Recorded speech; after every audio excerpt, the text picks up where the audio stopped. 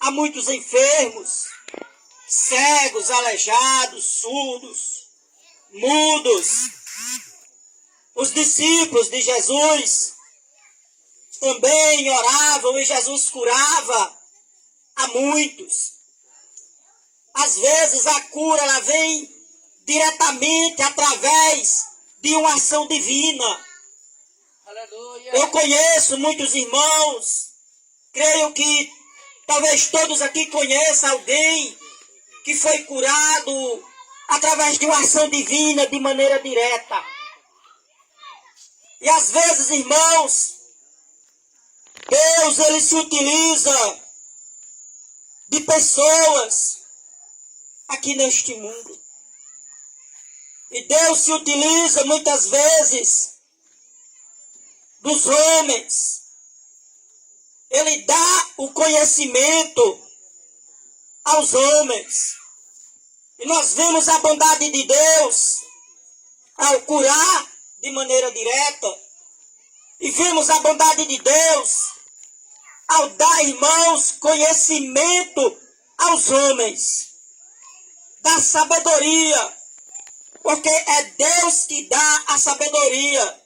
Imagine, irmãos, como tinha sido a nossa vida até hoje, se Deus não tem dado no passado, ou até mesmo no presente, sabedoria aos homens, a medicina aos médicos. Talvez sem a sabedoria desses homens, muitos de nós já não estivéssemos mais nem aqui. Mas Deus demonstra o seu amor, Deus demonstra a sua bondade ao curar pessoas de maneira direta, e Ele demonstra a sua bondade ao dar conhecimento aos homens para cuidar de nós. Louvado seja Deus. E nós vimos a bondade de Deus na vida da irmã Francilene de uma maneira muito maravilhosa. Porque, irmã Francilene, eu digo de certeza absoluta, já vi várias pessoas conhecidas, parentes, familiares, até mesmo jovens, bem mais jovens se comparado com a irmã, que não tiveram oportunidade de testemunhar como a irmã testemunhou aqui hoje. Eita, Jesus, glória já a Deus. perdi colegas conhecidos, Aleluia. de idade menor, inferior à minha, que não tiveram a mesma oportunidade que a irmã teve. Então, em tudo seja Deus glorificado.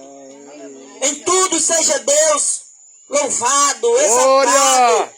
E o salmista Davi, aqui nesse Salmo 103, aleluia, ele convida a todo o seu ser, ele convida a toda a sua alma, a todo o seu ser, corpo, alma e espírito, ele convida todo o seu ser a bendizer ao nome do Senhor. Glória a Deus.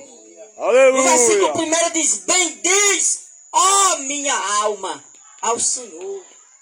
Bendiz. E o que é bendizer a Deus? Bendizer a Deus é glória, adorar a Deus, é louvar a Deus com toda a gratidão no coração.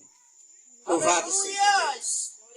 E ele apresenta, irmãos, dois motivos aí para sermos sempre gratos a Deus. O primeiro, aí é por causa da sua bondade ao curar. Como já falei, como já citei aqui anteriormente.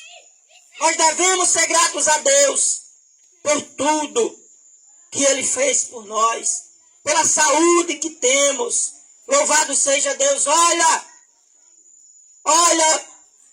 algo interessante.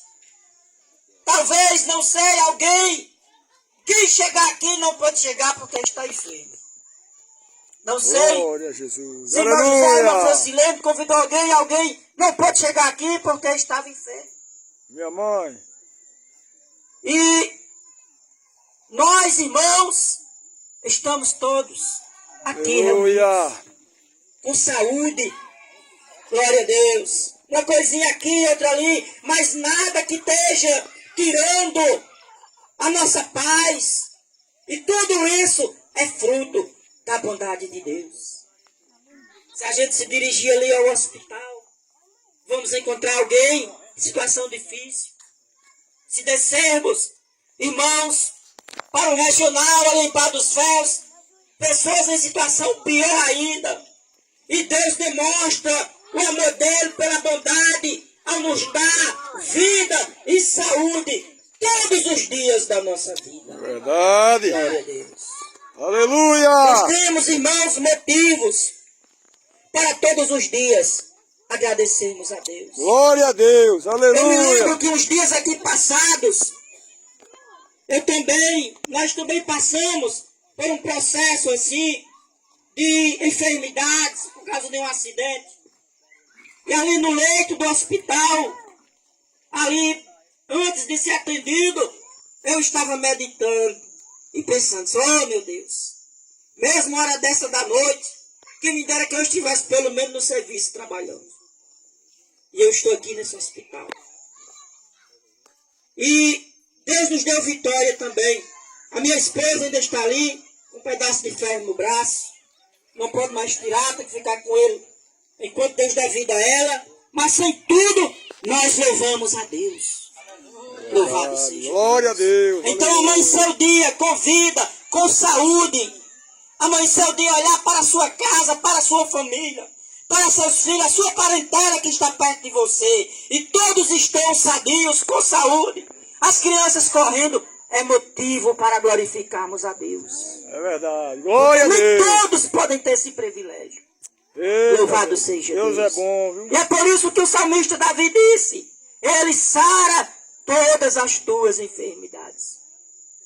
Mas, irmãos, existe um tipo de enfermidade que a medicina, o homem, até hoje, não pode curar ela. Existe uma área na nossa vida que a medicina, com todo o avanço que ela tem, os médicos, com todo o conhecimento que eles têm, eles ainda não podem alcançar, não podem chegar, não podem tratar. É a alma, a nossa alma, o nosso espírito. O médico, ele abre a carne, ele corta o osso, ele mexe em cada órgão do nosso corpo, mas ele não tem o poder de mexer na alma. É verdade. Ele não tem o poder de mexer no espírito. Eita, Jesus. O médico, ele limpa as impurezas do corpo causadas pelas doenças, mas ele não pode limpar a impureza da alma causada pelo pecado. E é por isso que Davi também ele diz, ele perdoa todas as tuas iniquidades. Eita, Deus não Jesus. Glória a cura Deus. somente das enfermidades materiais que afetam o corpo. Deus cura também das enfermidades espirituais que afetam a mente, que afetam o coração do homem e o mantém enfermo, impuro diante de Deus. E a doença em meio espiritual, ela é conhecida como pecado. Assim como o câncer destrói o ser humano por dentro, acaba, corrói, torna em nada a pessoa. O pecado é uma doença espiritual que também destrói não apenas o corpo, mas também destrói a alma. O pecado é a pior doença que existe. É a mais mortal de todas. É a pior de todas. É a mais perigosa. Porque o pecado ele tem o poder não apenas de matar o homem, mas de mesmo depois da morte, ainda trazer sofrimento para o homem. O câncer traz sofrimento enquanto a gente está vivo. O processo é doloroso. O período é doloroso. O corpo dói. Toda e qualquer doença deste mundo, ela traz uma consequência, um sofrimento passageiro. Mas o pecado, ele traz o sofrimento eterno. Ele traz o sofrimento que não acaba mais. O pecado, ele tem o poder de trazer para a vida de qualquer pessoa um sofrimento que ele pode entrar nele e nunca mais sair. Nunca mais sair. Uma doença, por mais que ela maltrate, por mais que ela traga ali consequências, mas uma hora ela acaba. Uma hora ela acaba. Mas o sofrimento que é causado por causa do pecado, ele não acaba. Ele é eterno. Ele é para todo sempre. Ele é para toda eternidade. É um sofrimento que só tem início e não tem fim. É um sofrimento que somente o pecador somente entra nele, mas não sai depois que morre. E qual é a solução para essa doença chamada pecado? Como ser curado desta doença chamada pecado? Crendo em Jesus Cristo como Salvador. Eita, Jesus! Jesus é a solução para os pecados. Aleluia! Jesus é a solução para os nossos pecados. Jesus é quem cura o pecador de todos os seus pecados. E como é que ele opera essa cura? Ele trabalha no coração. Ele trabalha diretamente no nosso espírito, mudando a nossa mente, mudando a nossa forma de pensar, de falar, de agir e de viver. Louvado seja Deus. E o pecado é a pior de todas as doenças. E todo mundo já nasce com essa doença. Todo mundo já nasce doente pelo pecado. Nós temos aqui algumas crianças. A mais nova delas que aqui se encontram, ela já tem pecado. A criança, quando é gerada no ventre de sua mãe, e ela sai, ela nasce, ela já nasce com essa doença chamada pecado. Uma doença que está implantada na mente e no coração dela. Que é isso, pastor? O senhor está dizendo que uma criança tem pecado? Tem. Uma criança tem pecado. E quer uma prova que uma criança tem pecado? Quantas vezes você mandou um filho seu fazer alguma coisa errada? Quantas vezes você disse, meu filho, minha filha, faça isso que é errado? Você nunca disse. Mas em algum momento da sua vida, o seu filho lhe surpreendeu com alguma atitude que você pensou. Onde foi que esse menino aprendeu isso? Onde foi que esse menino viu isso? Verdade. Olha o que esse menino está fazendo. Olha o que esse menino fez. Quem foi que impulsionou ele a fazer tal coisa? A natureza pecaminosa. A natureza pecaminosa que todos nós temos.